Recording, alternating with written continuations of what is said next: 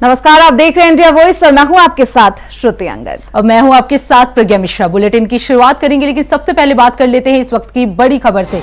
महाराष्ट्र में सपा को गठबंधन से जवाब का इंतजार, 10 सीटों पर उतारे प्रत्याशी, बात बनी तो नाम होंगे वापस। बता दें, महाराष्ट्र के चुनाव में सपा को गठबंधन से जवाब का इंतजार था।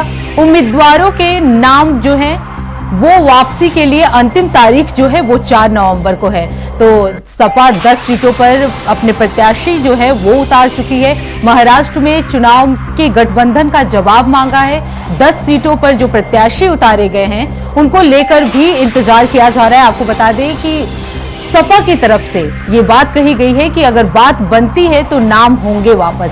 वहीं महाराष्ट्र के चुनाव में सपा को गठबंधन से जवाब का इंतजार है। उम्मीदवारों के नाम की जो वापसी है उसका अंतिम तारीख जो है वो 4 नवंबर को है। तो 4 नवंबर को उम्मीदवारों के नाम की वापसी है।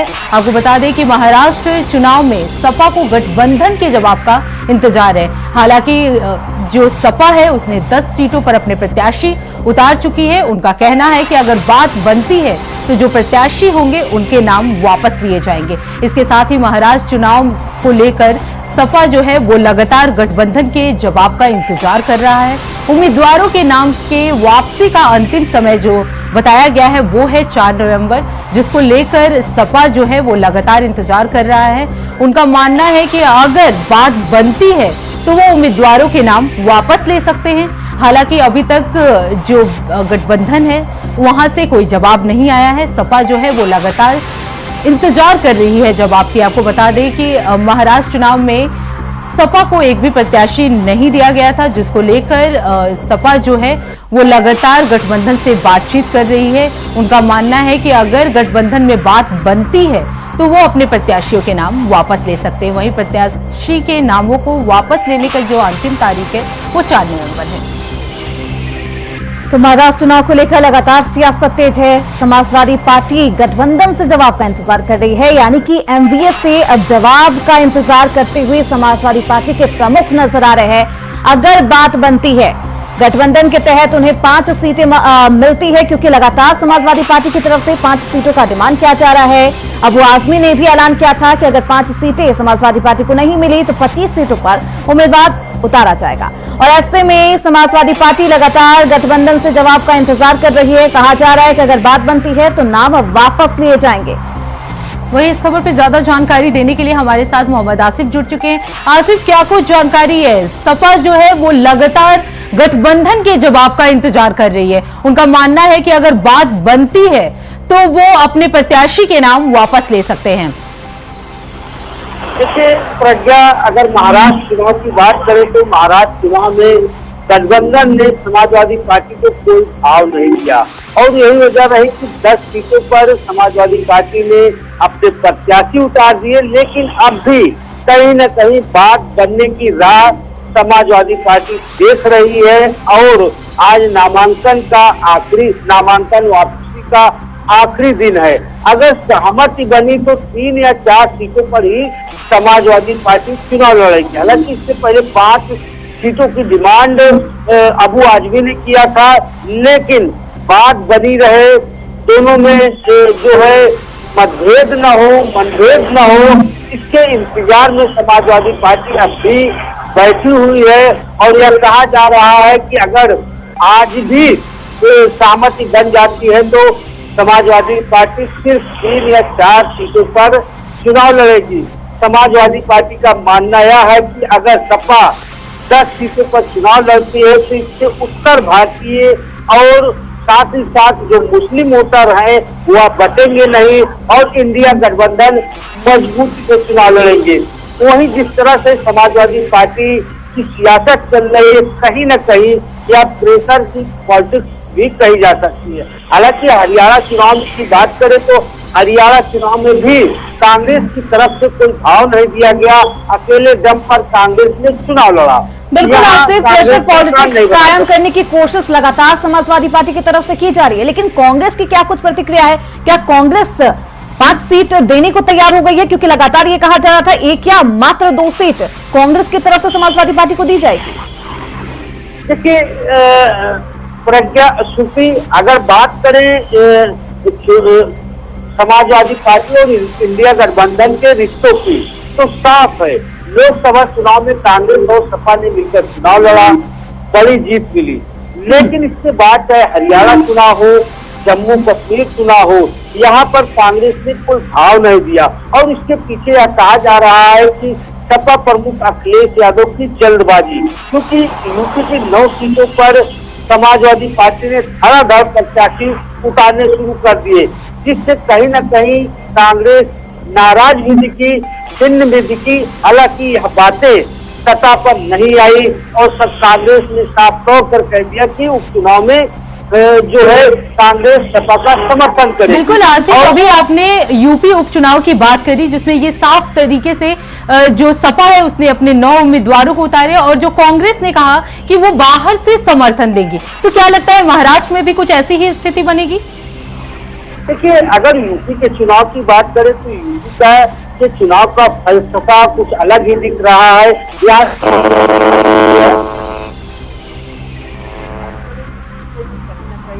हताश आ चुकी है और यही वजह है कि हरियाणा जम्मू कश्मीर में जो है कांग्रेस ने अकेले चुनाव लड़ा, समाजवादी पार्टी को कोई सीट नहीं दिया।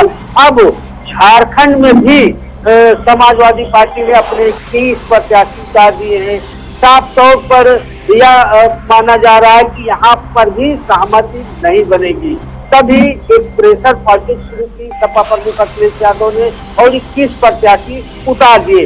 महाराष्ट्र की बात करें तो महाराष्ट्र में 10 प्रत्याशी उतार दिए बात नहीं बनने पर। तो कुल मिलाकर यह कहा जा सकता है कि भले ही समाजवादी पार्टी की तरफ से पहल की जा रही है, इंतजार किया जा रहा है कि सहमति बन जाए। बिल्कुल आसिफ, अगर बात करें उम्मीदवारों के नाम की वापसी का तो वो भी आज ही आखिरी तारीख है, उसको लेकर क्या कुछ जानकारी है? देखिए, अगर जो ताजा हालिया बयान की बात करें और जो अंदर खाने की बात करें तो समाजवादी पार्टी जो है अब भी इंतजार में बैठी है, क्योंकि आज 4 नवंबर है और प्रत्याशियों के नाम के वापसी का आखिरी दिन है। अगर सहमति नहीं बनती तो हर हाल में समाजवादी पार्टी अकेले दम पर ही महाराष्ट्र में चुनावी ताल ठोकेगी। वहीं दूसरी तरफ यह कहा जा रहा है कि अगर बिल्कुल आसिफ, ऐसे में देखना बेहद दिलचस्प होगा कि क्या समाजवादी पार्टी की मांग कांग्रेस पूरी करती है, गठबंधन की तरफ से क्या कुछ जवाब आता है, देखना है। होगा, बने रहिए आसिफ हमारे साथ, आगे भी आपका रुख करेंगे। तो ये महाराष्ट्र चुनाव में गठबंधन में तनाव साफ तौर पर नजर आ रहा है। समाजवादी पार्टी प्रमुख लगातार 5 सीटों की मांग कर रहे हैं। ऐसे में गठबंधन से जवाब का इंतजार है, देखना बेहद दिलचस्प होगा कब तक जवाब आता है। खबरों बढ़ते आगे, लखनऊ से बड़ी खबर सामने आ रही है। उपचुनाव वाले जिलों का दौरा करेंगे मुख्यमंत्री योगी। संवाद के जरिए कमल खिलाने की सीएम करेंगे अपील। हरियाणा चुनाव में सीएम ने जनता से किया था संवाद। सीएम योगी का जनता से संवाद कारगर भी साबित हुआ था। अब यूपी के उपचुनाव में भी इस तर्ज पर प्रचार किया जाएगा। सीएम योगी हर सीट पर प्रत्याशी के लिए करेंगे बातचीत।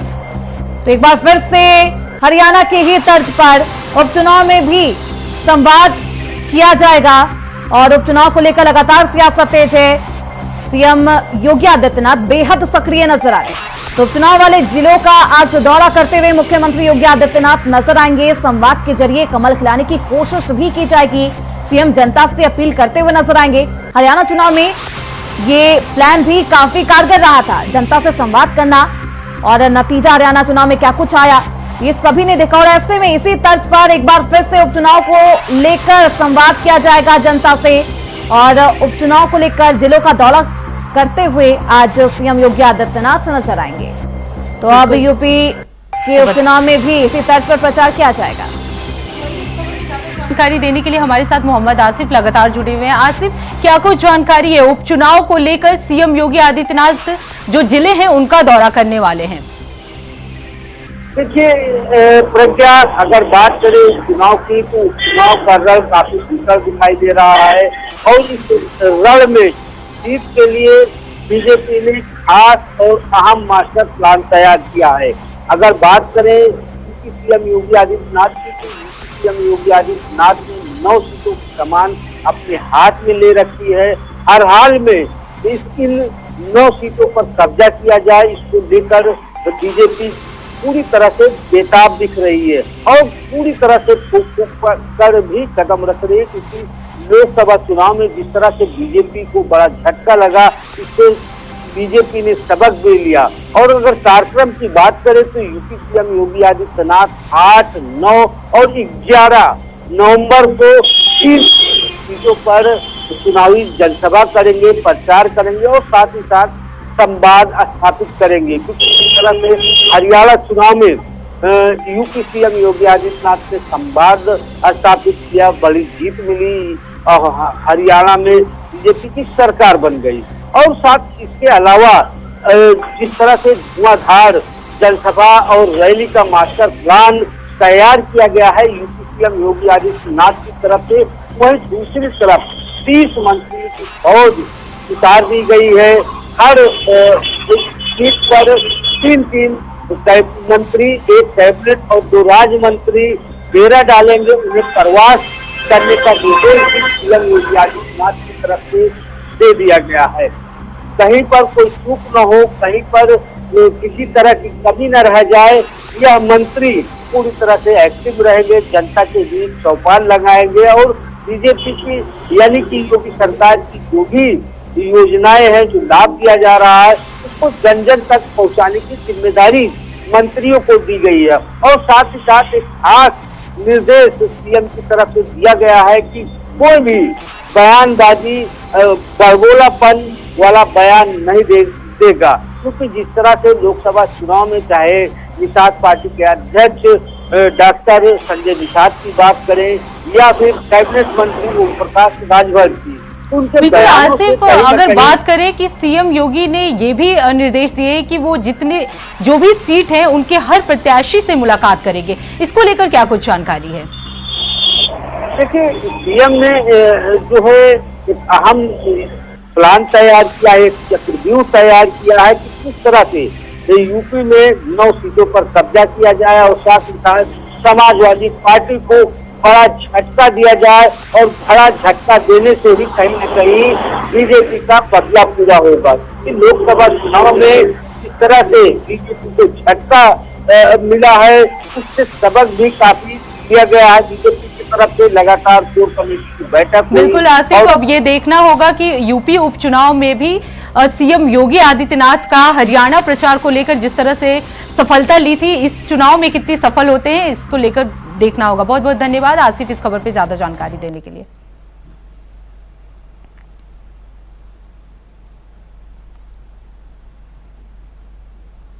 रुकेंगे छोटे से ब्रेक के लिए, फौरन लौटेंगे।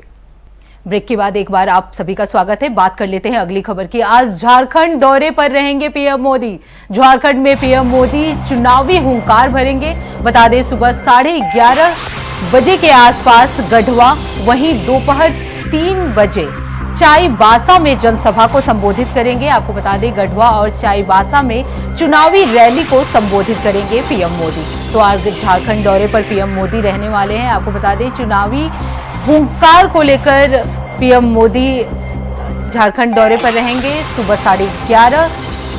11:30 बजे वो गढ़वा और दोपहर 3 बजे चाईबासा में जनसभा को संबोधित करेंगे।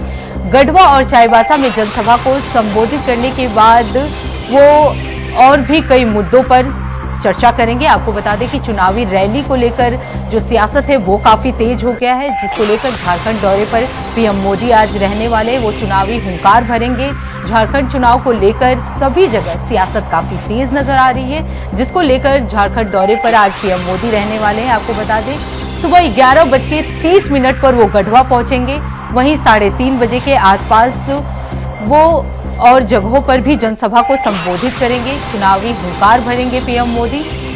लगातार जो बड़े नेता हैं वो झारखंड दौरा कर रहे हैं, इसी को मद्देनजर रखते हुए पीएम मोदी भी आज झारखंड दौरे पर रहेंगे। झारखंड में विधानसभा चुनाव होने वाला है, जिसको लेकर हर तरफ सियासत जो है वो लगातार तेज है। झारखंड के हेमंत सोरेन की जो पार्टी है वो भी लगातार जो है चुनावी जनसभा को संबोधित कर रहे हैं। तो लगातार झारखंड में विधानसभा चुनाव को लेकर रैलियों का मंजर जनता देख रही है। इस खबर पर ज्यादा जानकारी के साथ हमारे सहयोगी अजय पांडे हमारे साथ जुड़ चुके हैं। अजय, आज झारखंड दौरे पर है पीएम मोदी, क्या कुछ उनका कार्यक्रम रहने वाला है? चुनाव है और प्रधानमंत्री मोदी आज झारखंड पहुंचेंगे और आज चुनाव प्रचार का आज वो अपनी शुभारंभ भी करेंगे। निश्चित रूप से आज जो है झारखंड के 2 जगहों पे उनका जनसभा है। एक तो पहला है कि 11 बजे वो गढ़वा पहुंचेंगे, दूसरे के बाद वो कोहलान की धरती या चाईबासा में भी वो जनसभा को संबोधित करेंगे। तो निश्चित रूप से इसके लिए की पूरी तैयारी कर चुकी है। गढ़वा में जिस प्रकार से मंच का साझा टाटा मैदान है वहाँ जनसभा को संबोधित करेंगे, जिससे पलामू प्रमंडल के 9 विधानसभा सीटों के सभी प्रत्याशी मंच में मौजूद रहेंगे और उस गढ़वा से ही पूरी 9 प्रमंडलों को अब अपने विपक्षियों को निशाना साधते हुए अपनी जनसभा को संबोधित करेंगे। निश्चित रूप से अब चुनावी रंग रचने लगा है और सजने लगी है। तो दूसरी तरफ आप समझ सकते हैं कि पीएम मोदी ने झारखंड आने के पहले उन्हें ट्वीट करके झारखंड वासियों को एक शुभकामनाएं दी और कहा है कि अब फिर हम जनता जनार्दन के बीच में हम आ रहे हैं और निश्चित रूप से झारखंड के लिए जो हमने संकल्प पत्र जारी किया है वैसे में झारखंड के विकास, महिला सशक्तिकरण के बाद रोजगार, युवाओं के रोजगार के बाद हम तमाम बातों के साथ हम फिर एक बार जनता जनार्दन के बीच में हैं और साथ में मिलकर के झारखंड को एक नई देश की तरह झारखंड की ओर लेके जाएंगे। तो निश्चित रूप से झारखंड में काफी हलचल तेज है। आज क्या कुछ कहते हैं पीएम मोदी और किस प्रकार से विपक्षों के निशाने बिल्कुल अजय, ये देख पीएम मोदी जो है वो झारखंड दौरे पर रहेंगे तो हेमंत सोरेन के लिए कितनी बड़ी टक्कर हो सकती है, क्योंकि जिस तरह से लगातार जितने भी दिग्गज देता है वो झारखंड विधानसभा चुनाव को लेकर लगातार दौरा कर रहे हैं, तो कितना टफ कॉम्पिटिशन हो सकता है हेमंत सोरेन के लिए? देखिए निश्चित रूप से ये कह सकते हैं कि बीजेपी की सबसे बड़ी अगर स्टार प्रचारक की बात करें तो पीएम नरेंद्र मोदी ही है और निश्चित झारखंड में पीएम मोदी का आज आना निश्चित रूप से वो आज झारखंड के लिए महत्वपूर्ण दिन हो सकता है। देखिए चुनावी सौगात है और निश्चित रूप से विपक्षों के निशानों पर साधने की निश्चित हेमंत सोरेन का होगा। तो हेमंत जिस प्रकार से आप देख सकते हैं कि झारखंड के कई हिस्से में है जो मोदी को वो फॉलो करते हैं, उनकी बातों को सुनना चाहते हैं और ऐसे में बड़ी जनसभा को जो संबोधित किया गया निश्चित रूप से आने वाले विधानसभा चुनाव में एक नया परिवर्तन देखने को मिल सकती है। और अजय, अगर बात करें आदिवासी समाज की तो क्योंकि झारखंड एक ऐसा इलाका है या झारखंड एक ऐसी स्टेट है जहां आदिवासी की जनसंख्या सबसे ज्यादा है, तो आदिवासियों के लिए क्या बड़ी सौगात हो सकती है पीएम मोदी का ये दौरा? देखिए कल तो संकल्प पत्र में आदिवासियों के लिए कई योजनाएं लाने की कोशिश की है, जिसे टूरिज्म के उनकी भाषाओं की बात कर ले या फिर उनकी महिला सम्मानों की बात कर ले, तमाम चीजों को उन्होंने संबोधित किया है। सबसे बड़ी बात है कि वो हमेशा जो पीएम मोदी हैं आदिवासियों की वकालत वो करते रहे और झारखंड उन्होंने पिछले लोकसभा में भी साफ में कहा था चाईबासा में और कि हमें जो झारखंड है वो जो बीजेपी की आत्मा नहीं बनती है। ऐसे में देखना बेहद दिलचस्प होगा कि पीएम मोदी का ये दौरा क्या कुछ जनता के बीच संदेश पहुंचाता है और आखिरकार जनादेश क्या कुछ आता है। बहुत शुक्रिया अजय आपका इन तमाम जानकारियों के लिए। तो आज गढ़वा और चाईबासा में चुनावी रैली करते हुए पीएम मोदी नजर आएंगे, चुनावी हुंकार भरेंगे। खबरें बढ़ते आगे, खबर अयोध्या से है जहां दीपोत्सव को सकुशल संपन्न कराने के बाद 14 कोसी व पंचकोसी परिक्रमा को संपन्न कराने के लिए जिला प्रशासन पूरी तरह जुट चुका है। बता दें कि अयोध्या विधायक वेद प्रकाश गुप्ता और डीएम चंद्र विजय सिंह ने टीम के साथ परिक्रमा पथ का निरीक्षण किया, साथ ही परिक्रमा पथ को सुगम और सुरक्षित बनाने के लिए निर्देश भी दिए गए। वहीं ये 14 कोसी परिक्रमा 9 नवंबर को अक्षय नवमी से 10 नवंबर तक चलेगी।